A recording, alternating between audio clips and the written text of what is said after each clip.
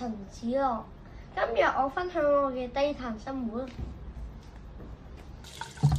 刷牙嘅時候，我哋要閂水龍頭，要節約用水。我哋去完洗手間，記住閂燈啊！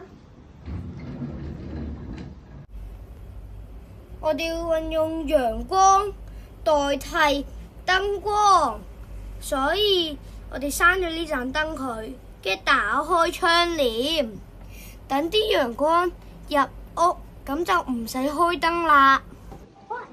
我哋要運用低碳生活行樓梯。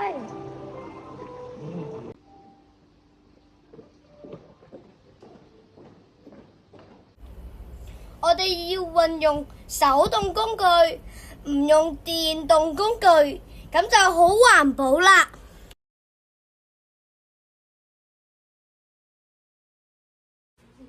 低碳生活究竟點做呢？我哋可以節約能源。睇完電視，我哋熄咗佢啊！唔用嘅燈就熄咗佢。你要撳風扇唔用都要熄咗佢㗎。我哋出街嘅時候，我哋如果去食嘢咧，我哋要自備餐具。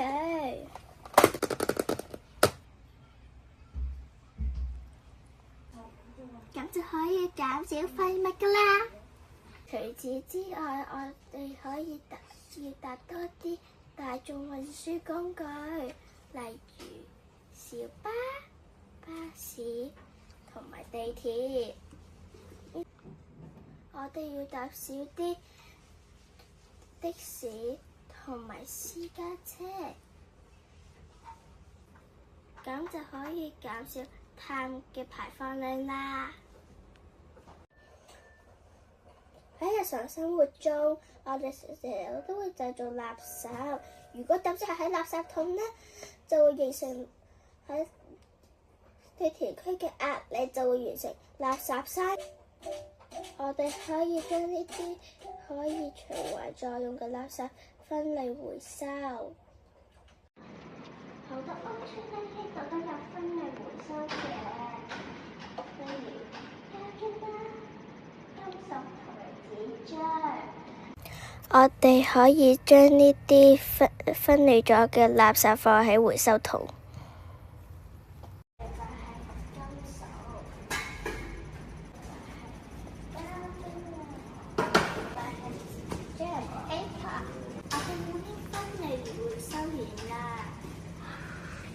減碳係咪好簡單呢？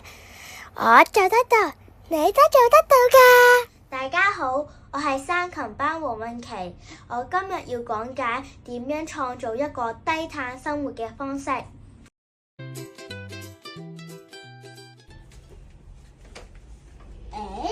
媽媽，你仲要唔要入去廚房啊？唔使啦。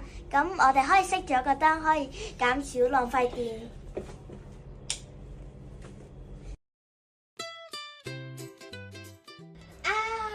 好熱啊！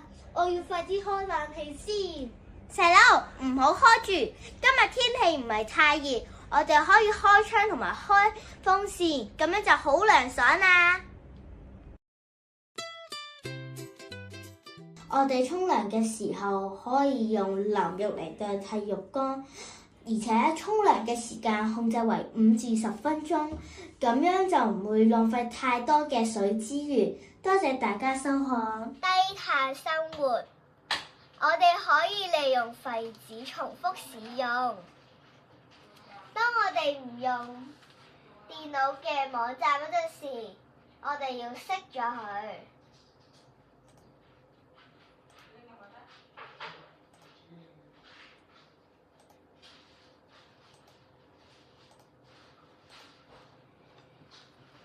當冇人喺間房入邊嗰陣時，我哋就熄燈。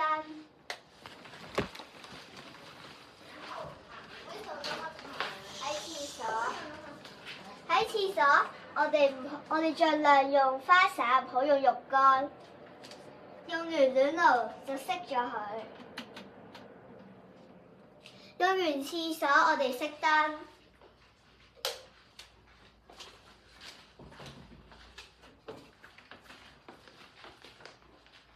當冇人睇電視嘅時候，就要熄咗佢。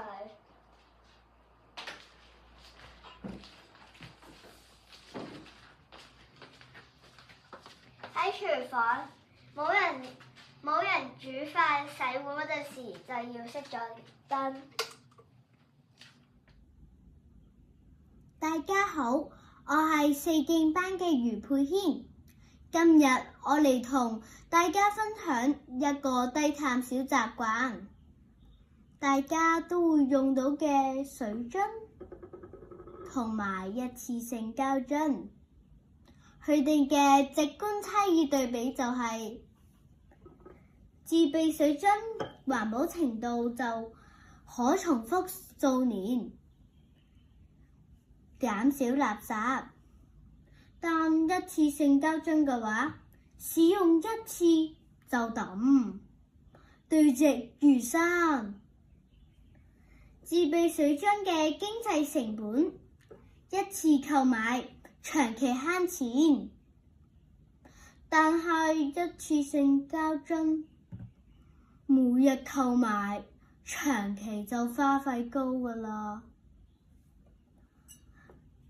自備水樽嘅健康影響就係材質安全，如不鏽鋼玻璃可以裝熱水，但一次性塑膠嘅話，遇熱可能會釋放微塑膠或有害物質。我用呢個水樽已經1年㗎喇，你睇。但如果我用一次性膠瓶嘅話，呢1年可能會抌超過100個瓶子。呢啲瓶啊，唔單止浪費錢，而且仲會變成塑膠垃圾，污染海洋㗎。其實自備水樽就係舉手之勞嘅環保行動。大家一齊實踐低碳習慣啦！大家好，我係4C班嘅周卓賢，等我同大家分享一啲低碳生活嘅小技巧啦。低碳生活其實好簡單，就好似我哋平時返學會自備水樽咁，我哋出街都可以自備水樽，減少買樽裝水，同埋用環保嘅餐具，減少用即棄嘅餐具。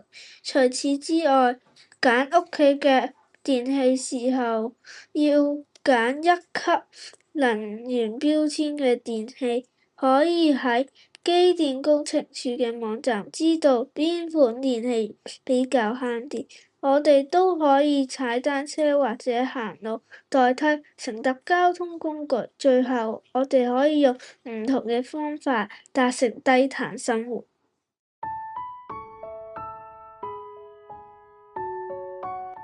我係4成班嘅譚奕彤。地球是我們的家，保護環境，實踐低碳生活，由你我齊做起。出行選擇步行、踩單車或者乘搭地鐵。去完廁所之後要熄燈。睇完電視之後要熄機。洗完手之後要即刻閂水喉，用毛巾去代替紙巾。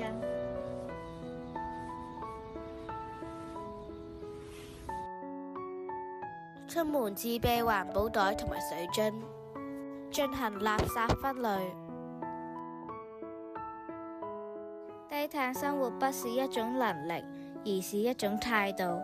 讓我們從身邊的小事做起，共同守護我們的地球家園。